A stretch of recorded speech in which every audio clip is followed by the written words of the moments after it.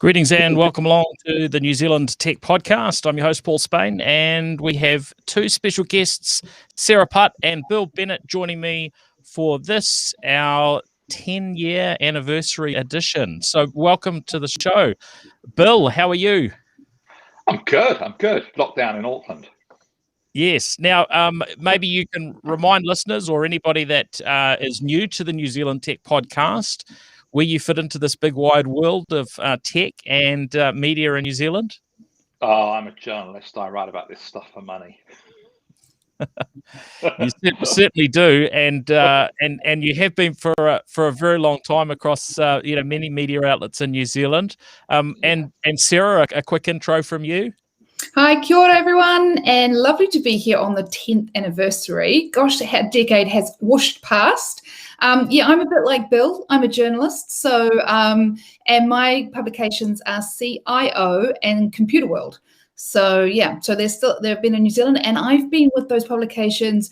Well, actually, 10 years ago I was with them, and now I'm with them, and there's been a bit of a gap in between. So yeah, that's where I am. Fantastic. Well, today I'm really keen to sort of delve in, look a little bit back over where we've actually come from technology-wise, and it's something that we maybe don't do very often is have that look back. But over the last few years, as I've started wearing, on a more formal basis, a futurist type of hat, it's something that I've done a little bit more is to start looking back to help get a bit of a picture on maybe what the future holds. So I'm really keen to do that today, to have a little bit of a look back, a little bit of a look at some of where we've actually got to right now, and then some discussion of the future. Now, we're going to see how we go on these topics because I know both of you have a lot of expertise and a lot of stories to share. And so we may end up having to bust this into two halves, into two episodes. So let's just see how we go. Now, to start up, looking back 10 years, one of the things that, in fact, looking back further than 10 years, before we delve into the 10 years, is that this week we have been alerted that it's the 75th anniversary of ENIAC. Bill, maybe you can give us a little bit of background on ENIAC and those other early computers that have hold a very important place for us in technology history. Yeah, well, ENIAC was the American computer that was built around about, I think it was originally built around about 1948, the late 1940s anyway. And it was the company which became Univac, then Sperry Univac, and that merged with Burroughs to become Unisys. So that company has a history which goes back 75 years in computing. And yes, that's longer than IBM because at that time IBM was making card readers and machines which used for counting and so on, but it wasn't making computers at that stage. That came later. ENIAC was, I think ENIAC, like the other projects at the time, was largely a research project, and it came out of academia, and it was funded by military interests and so on. But around about the time of ENIAC, and this is a story that I've got a personal connection to because my tutor, when I was studying at Manchester University in the 70s, my tutor was one of the guys who built the first Manchester University computer, which was called the Mark I. His name was Tom Kilburn, and he had worked previously on the Bletchley Park code breaking machines, which are used to crack the Enigma codes, which the Germans used during the Second World War. And that really is where the genesis of computers comes from.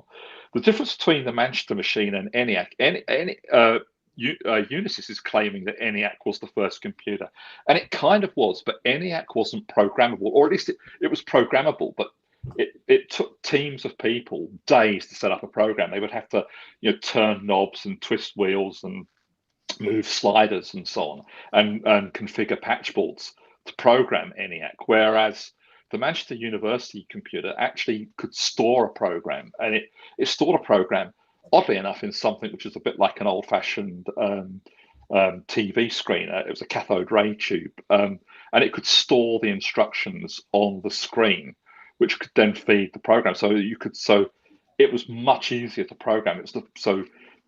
The guys at Manchester say theirs was the first programmable computer and ENIAC was the first computer, but it's much of a muchness. But it's one of those UK American things where the Americans like to claim they were first, and they sort of were on one level, but the programmable bit came. And we're talking a few months. I mean, the Manchester computer was, I think, the same year as ENIAC. It was just later in that year when it ran its first programs. Yeah, look, it's pretty interesting looking back at that history. Now, Sarah, I want you to maybe delve in for us and tell us a little bit about the term computer and what it meant at that point in time. Yeah, I mean, I hadn't realized as well, but basically what happened is that ENIAC was programmed by about 100 women who had maths qualifications. And because, to Bill's point, it came after World War II, and it was originally sort of pushed by the military, but it didn't really come out until 1946. So they were that was when women were really big in the workforce, because all the large population of the males were fighting overseas. Now, they were called computers. So the women who programmed this thing, and to Bill's point, they walked around and flipped switches and changed things and physically programmed it. That was their name. They were called computers, and for so long their contribution was pretty much ignored.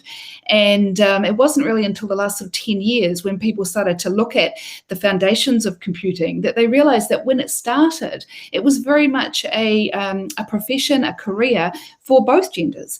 And it's been a real shame that it has taken, hasn't taken the last 5 or 10 years for women's contribution to be noted.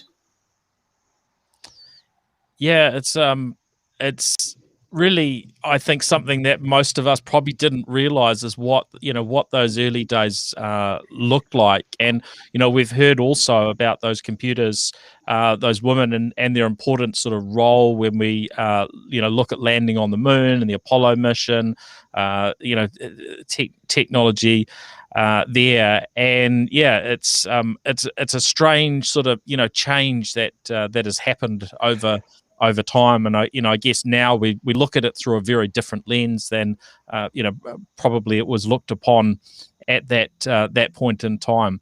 Okay, now we've got a chunk to get through, so I'd like to jump forward to this period when the New Zealand Tech Podcast started, and it was our first episode launched on 17th of February 2011. So we're very much talking 10 years ago today. And that same week, as Bill has pointed out, was when the new telecommunications bill came into place here in New Zealand, which has really led to a huge amount of change. It's been a key part of huge changes we've seen in telecommunications here in New Zealand. We've gone over that period when we started the podcast. I may have been on an ADSL internet connection with an upload speed of around 1/500th of what I have today, a download speed of, I don't know, maybe a 40th or more. ADSL was very common. VDSL was certainly coming through, and a certain percentage of population had access to that at that point in time. Of course, 3G was what was sort of commonplace for network connectivity, and it was only I guess between 2 and 3 years sort of prior to that we saw the iPhone 3G launching here in the New Zealand market, which, if I remember correctly, was really the first iPhone that landed locally. And when I looked back at some numbers, something that I wrote in 2000, I think it was something I wrote. No, actually, this might have been another media article. I'll have to check. My memory's getting a little bit rough around the edges there. Actually, no, this was I think from my own blog before I started podcasting, was that you could get this iPhone 3G for as low as $250 in New Zealand, but in order to do so, you were signing up for a plan with Vodafone at that stage of $250 a month. I don't know that there would be anybody left in New Zealand who would be on a $250 a month plan unless they just completely forgot to change their plan. And actually, in recent months, we've heard about some people that are in exactly that boat. Sarah, do you want to jump in on this first, or Bill? Who's I'll see who's first to jump in. Well, yeah, I was just going to say the legislation was tabled this time 10 years ago, and it passed into law in August. And really, what that did is it set up the conditions for building the fibre network, and that was largely what it was about. But it also enabled Telecom, as it was, to split into Chorus and what later became Spark. And that was the important thing. It just eased the way for all of that. And pretty much everything that's happened in the last 10 years was set up then. And that was Stephen Joyce was the communications minister at the time. And that was his baby, and that was his project. It was actually, he saw that through the manifesto and, and through the election and everything. And it was very much part of their, the election. I mean, it was quite a feature of the election manifesto that the year before, I think it was 2009, I think was the election we're talking about. And yeah, I mean, to say it's been a success is probably putting it a bit mildly. I think we've been very fortunate as a country, haven't we, Sarah? Oh, absolutely. And we look at us now. I mean, we're sitting here in a lockdown 3 situation, still able to go ahead. The technology's there. I mean, we saw it last year when this dreadful pandemic first began. Everyone just switched home, able to get on online learning, work, all that sort of thing. And obviously, some people aren't able to do that, and those gaps need to be filled. But yeah, and to Bill's point, it wasn't. We just passed an act and off it went. But at the time, it was huge. You broke a monopoly in what was telecom at the time. And remember, this came only 2 years after we'd unbundled the local loop, which meant that competitors could get into the copper network and enable things like ADSL and VDSL. So it just broke open the whole competitive market. And what do we see when we get competition? We see innovation, and we see prices coming down. And it didn't just spark innovation in the fixed line world, because what we were doing is actually replacing a technology in the ground with another one. I mean, these are once in a multi-generation technology change. It also enabled things in the mobile world, which is why we're now talking about 5G and not 3G. And we're talking about plans that are around, $50, $100 a month and not $250 a month. So it was a massive piece of legislation. I would say, one of the big legacies of the last national government, of the John Key, Bill English, Stephen Joyce government, and they definitely hung their hat on it, and I think deserve to be acknowledged for what they did. And you have to say, at the time, and Bill, you'll be the same. We were both reporters on the field. You'd basically go to the telecom CEO and go, "Are you going to have to separate in order to take part in the fibre network?" And he'd go, "Oh," and then no, that's not what it says. Then you'd run to the minister and you say, "Minister, are they going to make telecom separate in order to take part in the fibre network?" And the minister would go, "Oh," and it was just, and eventually the government won, as it always does. Yeah, and I remember talking to Paul Reynolds at the time, and I said to Paul, you must have, sitting somewhere in your building, there must be a spreadsheet somewhere with a plan for separating out Chorus. He said, "Oh, no, I don't think we've done that." And I think about a week later, they went live with it. And which is obviously how business people deal with that kind of question from a journalist. But the other thing I remember him saying at the time is that separating and breaking up and becoming Chorus and eventually Spark, I remember him describing it to me as the least awful alternative. And I think that was quite important. Because if that didn't happen, Telecom would have been in competition with a government-supported network, and that would have been, that would have been awful for them. Yeah, at the end of the day, the government always wins, and if they're strong enough, and let's face it, to be fair, the hard work could be done with the Labour government. David Cunliffe He had been the one to bring in operational separation, which is the legacy that Paul Reynolds had presided over and was brought in to look out for, which meant basically that Chorus, which was the network owner, obviously, that was separate to the retail arm, so that the retail arm didn't get the sort of the good deals, and they couldn't get better deals than, say, a Vodafone or a Slingshot or some other company. So that already had been done. The groundwork had been laid by Labour. National came in and doubled down, and they also put up $1.5 billion, which was just enough to focus the minds of the telcos and the electricity companies who were desperate to get a piece of it as well. And obviously Well Networks and North Power both have become local fibre companies, and they're doing the build in the central North Island and up in Whangarei. And of course, Enable Networks, which was an arm in an organisation that was an arm of the Christchurch City Council, they had already got underway and were laying so much fibre down in Canterbury, they kind of had to give it to them. So, if you remember, that was just after the Canterbury earthquake too. That's true. Yes. And it was quite interesting looking back on some of the blog posts I did around that time in that earlier window. And we launched the New Zealand Tech Podcast, in a time where there was just so much change going on, both locally and globally, in terms of technology innovation, sort of physical products that we tended to review on the show. And it was interesting looking at some of the companies that that the government acknowledged, or Crown Fibre at that stage had alerted were kind of on a short list. I think Vector was in there at the time.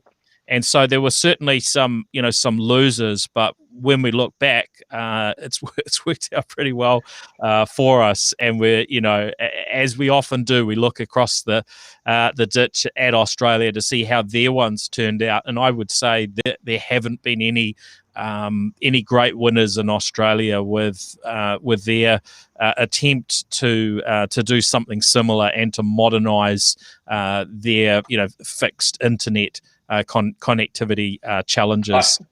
I think Telstra's shareholders were winners. They got paid a huge sum of money from the government. That's true. But there's one other thing I should just remind people of, and this wasn't the same time, but it was round about the time when the telecom mobile network stopped working. Do you remember that?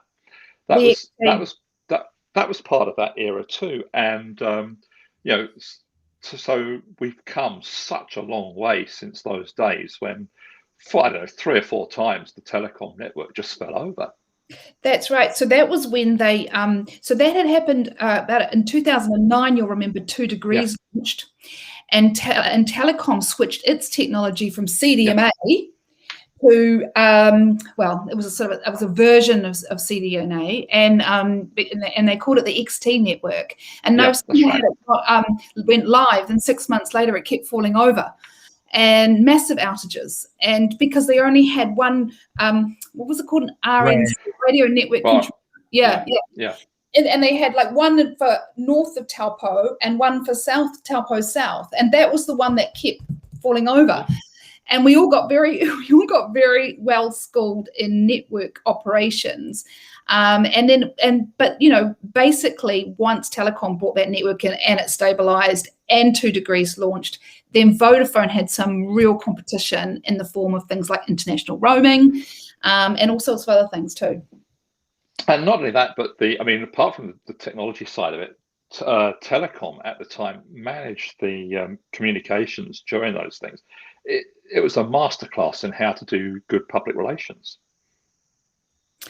Yes, it was, and I also think on the other side of things, it was when we had a huge amount of tech journos in the country. Like we had, I remember there was about 10 or 12 of us all running after the story, all deeply involved in tech. And Paul, you were probably interviewing everybody on the podcast at the time, it was, everyone felt very well informed, but it was an exciting time. And I noticed as well that you talked about the iPhone that hadn't been that long in in the scheme of things. And so yeah, there was all sorts of innovation. It was a great time to launch. I mean, it was we were very, very lucky, and a huge thank you to Brad Burrows, who sort of tapped me. I'd been interested in podcasting.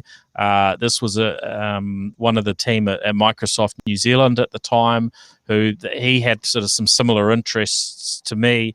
And we discussed starting a podcast, and that became the New Zealand Tech Podcast. And then very shortly thereafter, Skip Parker joined the show, and we did. I can't remember exactly how long we did that the show together. With not so many external guests like what we do today. It was this sort of core of 2 or 3 of us on the show each week, maybe a year or so. And then we transitioned to myself running it, and then that was really when we started getting journos and a much broader mix of people onto the show. And now, as we've been looking over the last sort of year or so around format changes, and we will be asking listeners to maybe provide some feedback as we look to flick the switch. And we've already started doing that this year. Listeners will notice we're not doing so many of these kind of news and opinion and gadget review type things, but very much at that point in time, a decade ago, there was so much innovation around new devices. Things like drones were really brand new. The idea of being able to get a drone was reasonably excited, and I still remember Parrot sending over their drone or their local distributor, and it getting broken while we were testing it out for the show. But there was just all manner of new things, whether it was gaming wise, phones and computers, things that were that we just absolutely take for granted. Now it was sort of the early days of cloud services, or the sort of hyperscale cloud as we refer to it now, with AWS was just very much in its infancy, less than 5 years old. Microsoft was following in their footsteps, and I think was about a year old at that point in time. Google Apps about 4 years old. Microsoft we're really trying hard to get some sort of a catch up with, initially with an offering called BPOS, which was very disappointing. As I recall, it was sort of a kludge together of on-premise applications that they hosted, but actually they were running the older variants of the software, not even the latest versions of what their customers might already be using. Microsoft Office 365 sort of came along at that point in time. So there was really a lot going on, but quite different things to what we're seeing at this point. And even we've delved into autonomous cars on varying occasions over the years. And I looked back, and actually at that point in time, the Google self-driving car project, was actually a couple of years in at that point in time. So it's quite funny to look back. It's been 12 years that there's been serious investment in that front, and we still don't have kind of an answer. So many things. Yeah, Paul. There are some things I've said this before on the podcast, right? Self-driving cars is one of those things that's always about 2 years away, but it's still a few years away. And I've told this anecdote before, that when I started out as a journalist in the early 80s, I was told in 2 years' time you won't use a keyboard, everyone will just talk to their computers. It took 35 years to get to even now we're not completely there, but we are reasonably there now. And self-driving cars is going to be like that. It's going to be one of those things that it looks like it's close for a long, long time, and then suddenly it'll happen. We've all forgotten about it happening, and it will happen. It does sort of come in and out of the consciousness, doesn't it? Of the news. Yeah. You haven't talked about it for ages, and then it sort of comes back and you go, oh, it's on the way. So yeah, it is really interesting to see whether that one will fulfill its promise. I mean, other little technologies as well, which you would have thought we were deep into. I mean, I'm thinking things like virtual reality is another one, which I don't think, I just can't, I've never felt that it was something that I could really be attuned to. I feel it's always fringe, but people are always talking about how it's going to become really mainstream. I've never seen a virtual reality application or presentation which isn't actually a bit embarrassing. That hasn't what? Sorry, been a bit embarrassing. That hasn't been embarrassing. Yeah, it's always embarrassingly bad, and the problem with virtual reality, I think, is not necessarily being able to deliver a virtual reality headset or whatever. It's the content. They're just the amount of effort that you need to make content that's that looks okay. It's just huge. You think of how much money goes into making a decent movie. A blockbuster movie might cost $1 billion today. And then you've got to do that in 3 dimensions where people can walk around and explore things and so on. That's the problem with virtual reality. It's just too costly to come up with decent content for it. And until one of these multi-billionaires decides to drop 10 billion on some content, it's just not going to happen. And I don't even think it's going to happen then, quite frankly.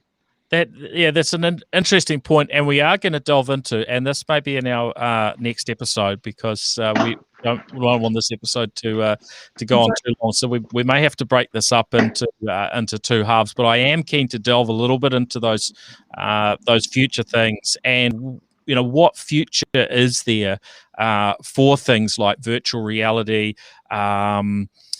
Blockchain is probably another one that I'm sure we'd get some opinions, from both of you on.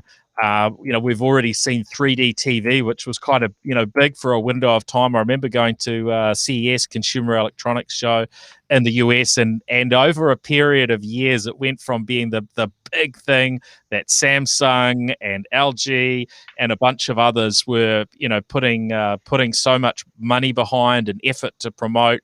And it just sort of came and went really, really quickly. And, sometimes it's not that the technology is completely, rubbish. It was okay, but there was a content issue there. It was very, very similar with that from the virtual reality perspective.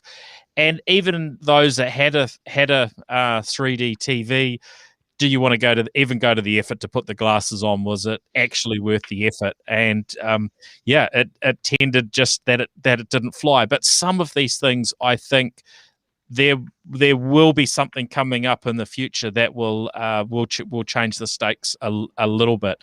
Now, just looking at a couple of other things from that period of time, 10 years ago, Google Apps, 4 years old. Which I mentioned, Microsoft sort of just coming onto the scene, whereas now that whole sort of state has changed dramatically. Microsoft were, I guess, the predominant player in terms of Office apps, those email and productivity. And they have managed to carry that through into the cloud era. But in terms of what I can see in terms of stats online, their market share being, high 80% odd. Google are a bit over a tenth of their market share. And then you've got what's the player out of India? They've got about a tenth of Zoho. They've got about a tenth of Google's market share. So it's very interesting how these things play out, and the monopolies that we're also seeing that have been tech enabled. And I mean, Amazon as a marketplace, has really got into an incredible position over this last decade. Not that they weren't relevant 10 years ago. eBay, their role has evolved, but maybe not to the same extent, but still a very important player globally. The role of China, how that's come through. If we looked 10 years ago, there probably would have been very few of us that would have been, dealing with, Chinese companies and ordering products from China.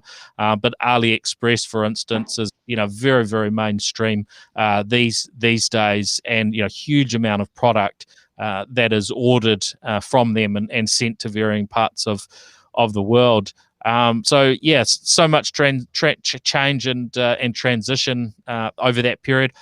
Another one I found interesting was, I mentioned drones before. We broke a drone on the show early on, but DJI wasn't a name that was ubiquitous as it is today. When you think of drones, that's another sector where we've ended up with something of a monopoly, and DJI. I'm not sure what the exact figures are, but probably 90 +% of the market, which is very, very interesting. And like Huawei being a Chinese company, which Chinese brands were virtually unheard of, right? For Chinese gear was in things, wasn't it? I mean, you would find Chinese circuit boards inside HP gear or whatever, but the brands were largely invisible. The innovation, it wasn't at that level, was it? I mean, and Yeah. absolutely right. And when you see how the leaps and bounds, I mean, anything now, what the innovation coming out of China is just massive. It's huge. Unfortunately, it's coming from a situation where that there's such a political issues. I mean, we talk about Huawei. Huawei really came into our market 10 years ago when it started developing it was right behind the 2 Degrees network. I mean, it built that network. I mean, 4G for Spark. So a very big part of New Zealand telecommunication development. And of course now, effectively pretty much shut out because of political situation, which is between China and America. So really interesting how politics has come into tech. When you think about 10 years ago, you were kind of open to the world as to where you could go, although obviously but whereas now the political situation has changed everything. I think we now talk about 3 internets. Well, we only ever had 1 10 years ago. By that I mean the American internet, which is free for all and anyone can say whatever they want to a certain extent. I think the last president found that there were limits there. To the European internet, which is heavily regulated with things like their privacy legislation, GDPR, that kind of thing. To the third internet, which is China, which basically bans anything. I mean, the latest one to ban it was Clubhouse. It's banned Facebook. It's banned any social media. So, really interesting how things have splintered and the entry of politics into tech. First, the companies realized you could make a buck out of the internet. And then the politicians realized you can control populations by it or not. So interesting. Yeah. Well, thanks everybody for joining us. We are going to take a break now, finish up this episode. We will have a separate episode covering a bit more of where we're at now and really looking ahead to the future and looking at that through a New Zealand lens, as we've always done here on the New Zealand Tech Podcast. But that lens has certainly changed over these last 10 years. And, when I look back, often it was around, some of the coverage out of US podcasts being completely irrelevant to New Zealand podcasts. They were talking about prices, maybe about products that weren't relevant to the New Zealand market. But what excites me now is more how New Zealand can leverage and take advantage of technology. How can we innovate better? And of course, there's so many success stories now that weren't really evident a decade ago. So we saw that Xero was very much in its infancy. I think I looked at their annual report from end of the first or their 2011 annual report, and their income was under was under $9 million for the year. And this is now, I think we're talking an $18 billion market cap for Xero. So this has happened in the last decade. Companies like Rocket Lab and Pushpay, weren't known to most of us. In fact, I don't think Pushpay existed. Rocket Lab would have been maybe very early days at that stage. So a lot more to delve into. So thank you everybody for joining us on this episode, and definitely join us for the next one. Also, for those who caught our episode last week about Clubhouse, and if you're interested in coming onto that platform, you'll find Bill and Sarah on there, along with myself and a lot of people that have just gone onto the platform just in the last week.